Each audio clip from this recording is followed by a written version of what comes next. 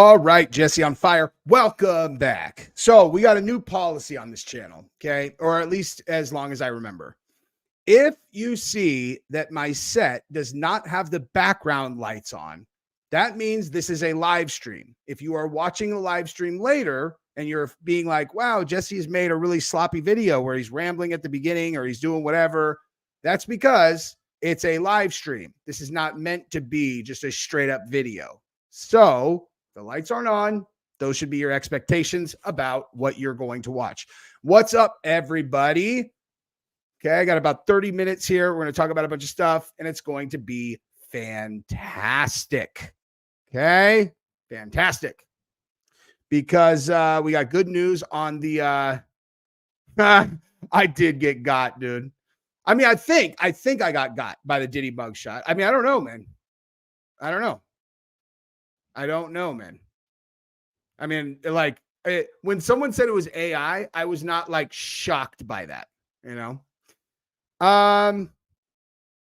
Too many videos. My man. Listen, the way that you earn money doing what I'm doing is by doing as many videos as possible, as long as you're not doing it at the expense of quality. It's very easy for me to tell whether or not I'm chopping into quality through view counts or click-through rate, watch time, which I am not doing. Thus, I am just cranking out content as much as I can. People can watch it or they don't have to. You know what I mean? Okay, so you called it, Jesse, and you said this was happening with Connor, but this was still, again, I don't know this for sure, man. We don't know this for sure. However, when Dana said, hang on, let's see exactly what he said. Okay. I will say, though, if he does end up announcing that they're in BKFC, I am going to scream, "Get the fuck off me," very, very loud. And I will be speaking to anyone who's ever, actually, I don't know who I'll be talking to. I'll just be really proud of myself because I did call that right out of the gate. All right, so let's just pull up the let's just pull this story up real quick so that we're all on the same page. And by the way, the Jake Paul and Mike Tyson fight is good to go. That was a false alarm the other day. Thank God. I don't know why Mike Tyson in a million years would have like, I don't know why on earth he would have said the thing he said about, I'll be fine in 2 months, but right now I can't walk. You're all, dude, why on earth would you have said a thing like that? I just saw someone say Chael's channel died pushing too many vids. His channel's definitely not died. That's not accurate at all. Because if you look at any video that he does that's on a topic that a lot of people want to watch, still does bananas good views. He'll just do, like, if it's a topic he wants to talk about, he's going to do it and put it out. I don't do that. Only do, like, there's a million things I want to talk about that I won't do videos on because I know a lot of people won't watch it. But, Rick and something, thank you very much, dude. Thank you for the ongoing support. You have, like, look at, dude. See, I got that Texas tattoo before I was even moving to Texas. That actually was not even for Texas. It just turned out that way. Did I see an article insinuating a missed laser attack on Trump is left the supporter blind? That's not what happened. I did. I saw all of those. I understand why people were speculating that, but I guarantee, I don't know if you watched my video about that. I guarantee I'm right. I absolutely guarantee you I'm right about what happened. So for those of you who don't know what I'm talking about, what happened was there was a Trump rally in Arizona, and there's the stage, and on either side of Trump, there are two bleachers that had 20 people in each bleacher. It was the Latinos for Trump in Arizona. And one of the groups on one side, like all 20 people came out just like where they couldn't see. They had some kind, like they got attacked with something, right? Like they were like blinded or like their eyes, they were in really serious pain. A lot of them went to the hospital. Some of them were blinded. And everyone was like, dude, it's, understandable for sure. Someone attacked those people. And the fact that they were the ones on the stage, everyone was speculating that maybe it was like like a Havana syndrome situation where it was like, guided energy or I don't know, whatever that stuff is. But I did a video on it. And so I did a bunch of I read up on exactly what happened. But I like when you actually read it, I absolutely guarantee you what happened was because that group was going out a different exit than everyone else because they were the ones on the stage. I am telling you, some psychotic leftist fucking hit them with pepper spray or mace or bear mace or whatever, probably from an elevated position so they didn't realize it. So they're probably raining down chemical spray on them from either the roof or a tree or whatever, because that's what I speculated initially. And then when I read that, or actually heard the one who got blinded, she said the first thing that they said at the ER was, "Did you get sprayed with pepper spray?" I'm like, I guarantee that's what happened, dude. I would guarantee it. So some piece of shit, psychotic leftist lunatic just was like, "Ooh, bunch of MAGA supporters. I'll just, attack them with chemical spray." You're like, you're a psychopath, dude. It's insane. Choke Dealer, what's up, dude? Live in Ohio, doing fiber optic installs. We started a project in Springfield, Ohio. Everything that Trump said is true. Of course, I believe it. Of course. I totally believe it, dude. I completely believe it. When I was saying that it was a setup for the debate, I wasn't saying it's not true. What I was saying was they had pre-set it up to where they would have a fact check to say it wasn't true once he brought it up, because whether it's true or not, it sounds crazy. You know what I mean? To your everyday regular viewer, they're all eating cats and dogs. I mean, geez. You know what I mean? Okay, so let's look at this thing. So UFC president Dana White teases venture into boxing. Big announcements coming soon. Okay. So, so he says, there will be some big announcements soon. And let me tell you, if you know anything about me and you go back and look at anything I've ever said, I never say anything that I don't do. We've been kicking the whole boxing thing around for a long time, but you've never heard me commit and say I'm in. Well, I'm in. Okay. That is, that's a firm commitment. So he's in. Okay. Let's listen to him say it. There will be some big announcements soon. And let me tell you, if you know anything about me and you go back and look at anything that I ever said, I never say anything that I don't do. Ever. I've never said that. And we've been kicking the whole boxing thing around for a long time. You've never heard me commit and say, I'm in. I'm in.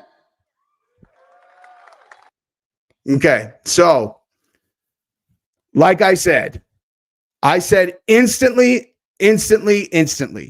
when Conor McGregor was announced as a big new shareholder in BKFC, I said, just from a basic strategy perspective, that especially given that Dave Feldman had met with Dana White, Dana allowed him to post that picture, not making a secret about the fact that they've met together. There is absolutely no strategic explanation for why Dana would allow Conor to invest in that property and not and him not invest, or TKO not invest. Conor is the most valuable combat athlete ever. Okay. If he gets out of his UFC contract, right, he's only got 2 fights left. They can't force him to re-sign. But if they are in a new project with him as co-owners, that ties them to him forever. And I know exactly, well, and I wouldn't say exactly, but I know very, very within a close range what Feldman was trying to raise, how much he was trying to raise, and what the valuation that he was trying to do it at was. Okay. Now, it's possible that his valuation might have been a little bit high, but not so high that there's any way that Dana would have allowed Conor to become a major shareholder in BKFC without being in that deal, in my opinion. Because the barrier to entry, I'm talking how much money he would have had to invest into BKFC to be in that deal and ensure against Conor becoming a competitor, is not even remotely close to enough money for them not to have done it, unless there is some wildly bizarre thing that I'm missing. Okay. And I don't think that that's possible, because this is one of those things where it's I'm right. Without a doubt, that is the correct strategic play for sure. So unless there's some really weird thing where of course Feldman's going to want Dana's money. He's going to want to be in business with TKO, of course. So unless Conor made it some kind of like, if you take my money, you can't take TKOs, which seems insanely unlikely. Why would Conor not want the financial, gunpowder behind him that TKO has? Right. So like I've always said, it's almost certainly that they are in that deal. And so if what he's announcing that they're in on is BKFC, that would make a lot of sense. And that would be wildly, wildly exciting because BKFC, bare knuckle fighting. Think of how many UFC fighters are like, think about this, dude. Say hi to Gabrielle, you guys. Hi. Think about this. Sean O'Malley, one of the most exciting guys like ever. And he just lost to fucking Merab because Merab took down his legs and then stood, held him down and, kissed him. Is that exciting? Like, think about how many exciting fighters there have been where their careers have gotten derailed by guys who can take them down. This is like the perfect insurance policy against that ever happening again. Just take grappling out of it. It's already like a fire that's burning. So hopefully that's what it is. That's I think it's either that or he's got something going on with the Saudis. It's one of those two things would be my Hey y'all. My guess. Are you on your channel? Yes. Oh, I thought you were gonna do it on ours. Yeah, but once I knew I had to go live before you were here. Oh. Yeah, and if you guys like the look of this dynamic, then you should go follow Play with Matches. And in case you guys haven't noticed, I did put in the description a link to Gabrielle's Nootropics, which are the so good bomb. If you have so good. Let me show you. I was going to show them my the emails. Dude, yeah, I get like from people who have ordered it. I get notified every time. Like, have you guys ever heard me like actively plugging Gabrielle's Nootropics? I've talked about it like 3 times. They're good. And literally, I get these every single day, which these are just reorders.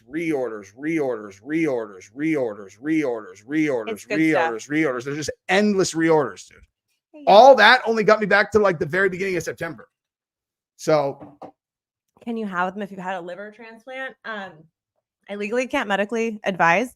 So ask your doctor if there's any kind of interaction that you're aware of. Yeah, but they're all natural stuff. So they're very clean. But very strong. I do not do jujitsu, be real. I mean, she doesn't. I watch a lot of jujitsu. But she knows a lot. Like for someone who does not actively train, she's probably the most knowledgeable person who dude, last weekend I did coach a pretty mean triangle.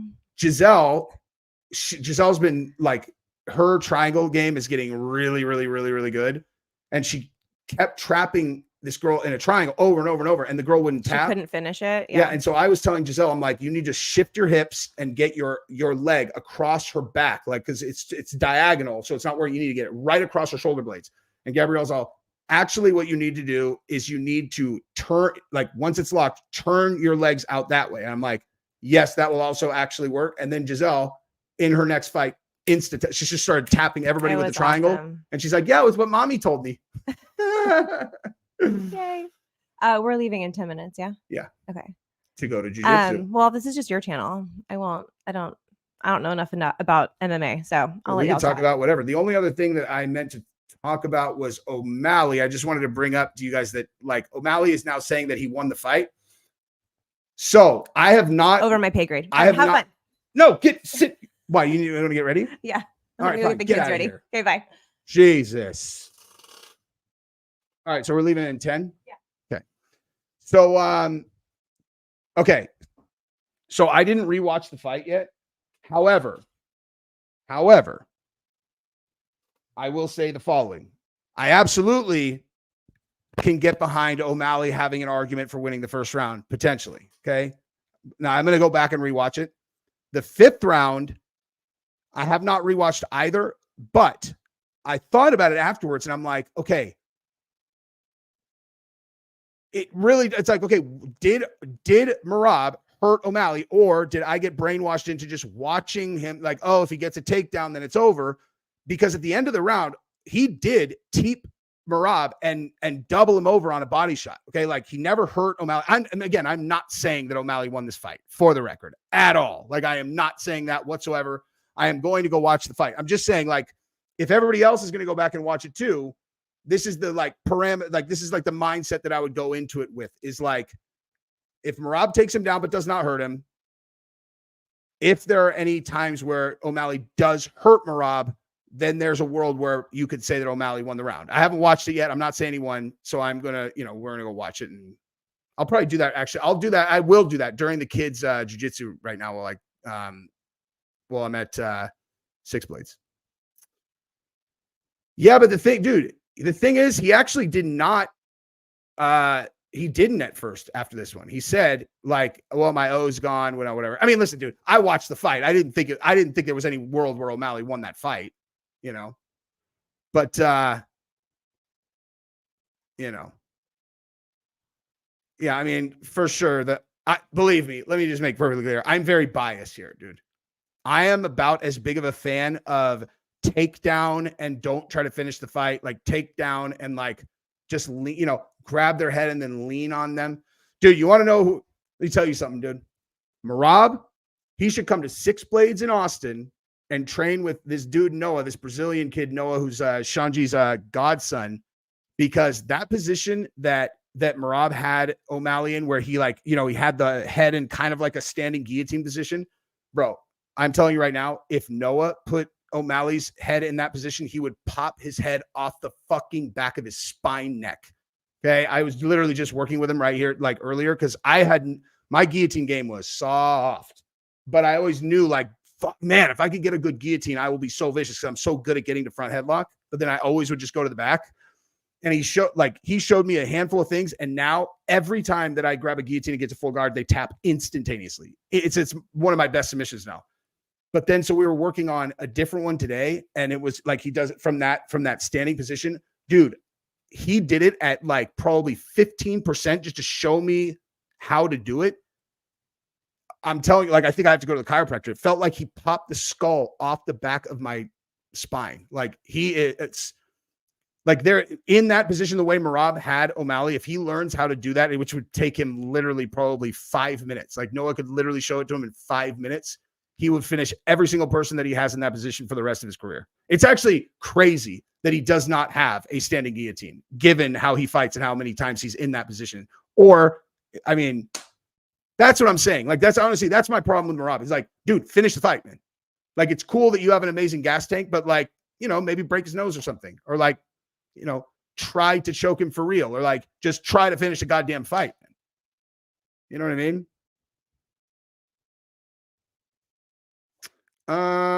Bingo, dude. Charles, exactly. Okay. No one says grappling is boring when Oliveira fights, right? Has anyone ever watched Oliveira fight in a grappling heavy, fight and been like, damn, I hate watching jiu-jitsu? Never. Because Oliveira is working towards submitting guys all the time. Always. I mean, I will certainly acknowledge it's much more exciting now that I know jiu-jitsu and know what I'm looking at than it was before. But even before, I could just objectively look and be like, oh, okay, he's trying to, improve his position for yada. Like I knew he was trying to finish. But like Merab's the exact opposite of that. I can't stand it, man. Those kisses were deadly, dude. That's funny, man. That is funny. I love watching Oliveira fight. And man, that fight with Chandler that's a fun fight, dude. That's a really, really, really fun fight. It's true. GSP did do it for years. The thing is, though, is GSP had stand-up and he has submission game. And oh man, what's the right way to say this? Because I don't want to like be a complete and total fucking hypocrite here. Because I really hate how Merab fights. And I also really did not like how GSP fought. However, GSP was vicious on his feet. He had tons of submissions.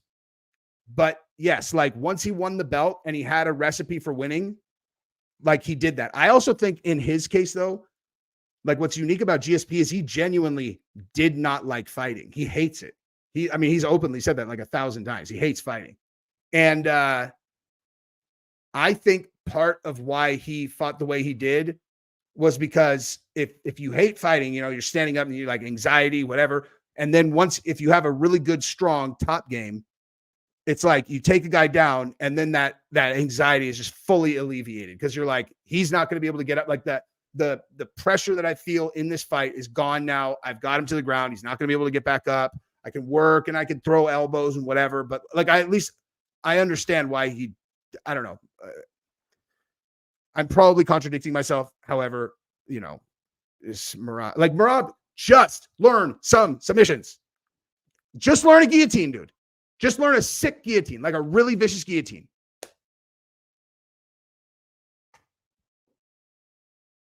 Now, one thing I will say too, and then I got to jump off here is like, you hate fighting too. Always feel super bad after I hurt somebody. It's like, so I have a very complicated relationship with this. I love jujitsu. I love fighting. When I compete, every single time that I'm in a competition, the day that I'm there, I'm like, why the fuck did I do this, dude? Why am I doing this? I don't want to be doing this. And then as soon as I start fighting, then it's easy. And then once it's over, I'm like, oh, wow, I'm really glad I did that. But like the day of, I'm like, why am I doing this?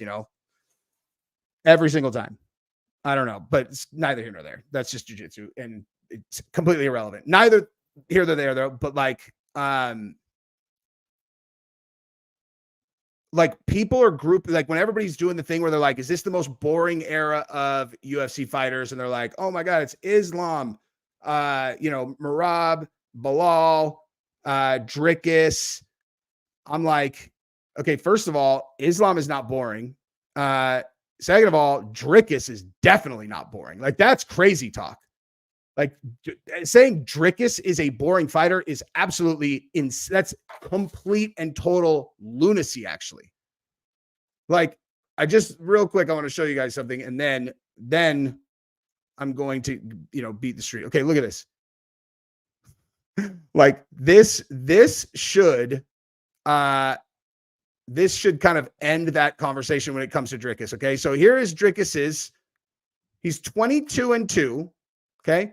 So he has 22 wins. He has 20 finishes. 20 finishes.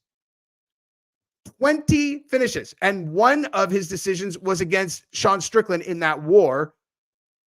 The other was against Brad Tavares, but in between 1, 2, 3, he had 3 stoppages between those 2 decisions. And prior to that, 100% stoppage rate. And look at these, dude. First round knockout, first round submission, third round submission, first round knockout, third round submission, first round choke, second round submission, third round choke, second round submission, first round knockout, first round submission, second round TKO, third round TKO, second round. I'm sorry, that was his loss. But second round TKO, first round submission, first round knockout, second round knockout. Like if you look at that, that's the least boring thing ever because he finishes everyone and he finishes them by either submission or knockout, literally in any round. Like it's like he can finish you at any time during the round. 2 decisions, both very exciting fights.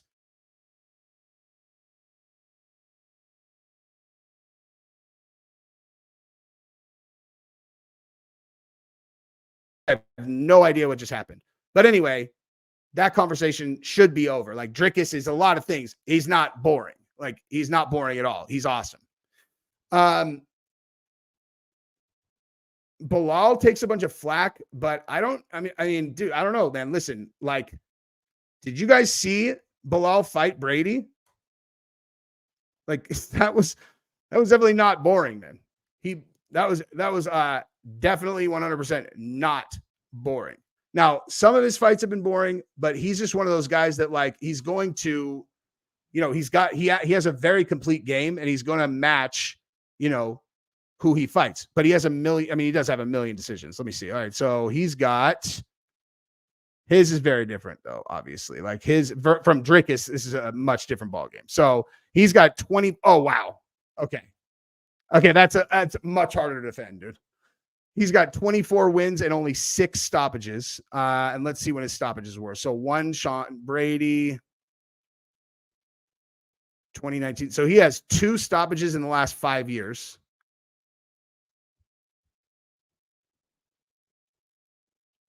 Jeez, man. Okay. So his stoppages in UFC are 1 in 2016, 1 in 2019, and then the Sean Brady one. Okay. Yeah, that one, I'm not going to try to defend that. That's a lot. I like Bilal. I do.